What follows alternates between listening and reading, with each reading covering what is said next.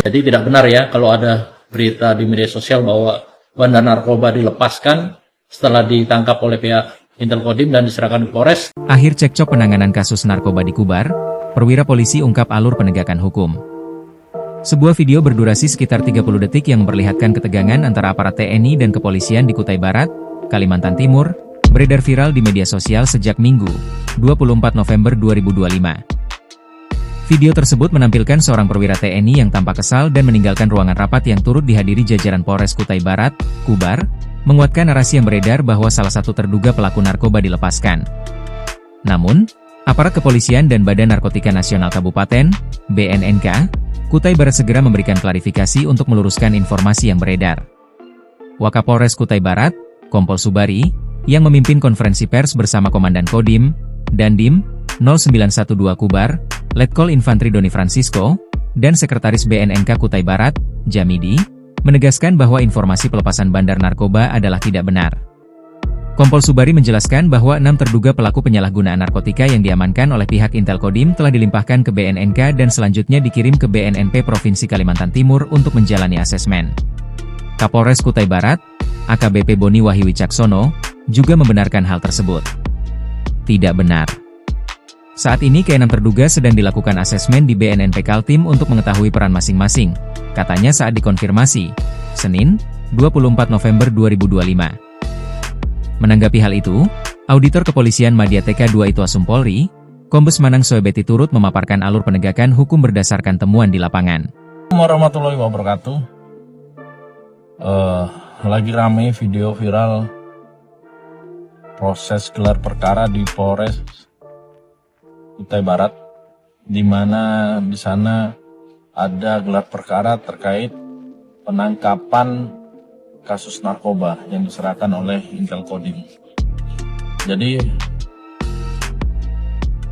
ketentuan dalam penangkapan, penggeledahan, penahanan, penyitaan itu diatur dalam KUHP 881 pada bab 5 bagian 1 itu mulai dari pasal 16 dengan syarat-syarat yang sangat ketat. Jadi tidak boleh ada orang yang melakukan penangkapan tanpa disertai dengan alat-alat bukti. Dan apabila terjadi penangkapan dalam hal tertangkap tangan, itu pun diatur dalam pasal 18 KUHP lama, harus dengan segera diserahkan kepada penyidik. Di sini kita lihat bahwa ada prosedur penangkapan dan penggeledahan yang menurut hasil gelar perkara di Polres tersebut tidak sesuai dengan ketentuan dalam KUHP. Makanya syarat material dan formilnya tidak terpenuhi, hingga dalam gelar itu diputuskan bahwa barang bukti yang ada pada tersangka yang diajukan oleh pihak penangkap itu tidak bisa dibuktikan kepemilikannya, karena pengakuan dan kesaksian dari para tersangka yang ditangkap, mereka tidak ditangkap dalam hal menguasai barang bukti apapun, sehingga mereka tidak bisa dibuktikan sebagai pemilik barang bukti tersebut. Inilah pentingnya koordinasi, pentingnya komunikasi. Jadi siapapun memang betul boleh menangkap seseorang yang diduga melakukan tindak pidana dalam hal tertangkap tangan. Akan tetapi harus dengan prosedur dan pengawasan yang ketat. Tidak boleh dilakukan semena-mena, tidak boleh dilakukan dengan paksaan, seseorang disuruh mengaku, apalagi dilakukan tindakan-tindakan kekerasan. Ini hal yang menarik, ya kita lihat saja bagaimana press conference ataupun nanti rilis dari pihak Polres tentang apa yang terjadi sebenarnya. Oke, Bray. Baik, Assalamualaikum warahmatullahi wabarakatuh. Ini konten kedua saya terkait kasus viral penangkapan narkoba di Polres Kutai Barat. Tadi sudah dilaksanakan press release oleh pihak Polres, yaitu yang dipimpin oleh Wakapolres dan Komandan Kodim serta dari BNNK.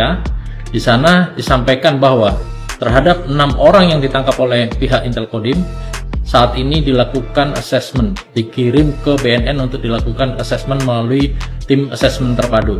Hal ini membuktikan bahwa pada proses penangkapan terhadap para tersangka itu tidak diketemukan barang bukti, sehingga menurut pasal 54 Undang-Undang Narkotika terhadap para penyalahguna dan pengguna narkoba wajib dilakukan rehabilitasi. Jadi tidak benar ya kalau ada berita di media sosial bahwa bandar narkoba dilepaskan setelah ditangkap oleh pihak Intel Kodim dan diserahkan ke Polres, pihak Polres tidak mau menindaklanjuti, itu tidak benar. Saat ini para tersangka sedang dilakukan asesmen oleh BNN karena ke-6 tersangka tersebut terbukti positif menggunakan narkotika.